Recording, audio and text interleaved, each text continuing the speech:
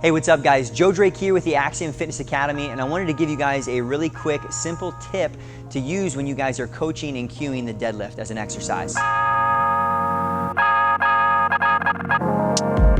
So when you guys are coaching the deadlift, obviously this is a slightly smaller weight plate than might normally sit on the ground. But I want you to think about the difference of telling a client to pull the bar off the floor versus pushing their feet through the ground, right? So inherently, when I think about pulling that bar off the floor, it doesn't necessarily promote me, maintaining tension throughout the rest of my body and really focusing on my glutes, hamstrings, and those muscles we're trying to work on that posterior chain. So instead, when they get set up, think about telling them, pull the slack out of the bar so that bar is tight, and then keep everything else in your body as stiff as possible. And then just push your feet through the ground and let that drive the movement.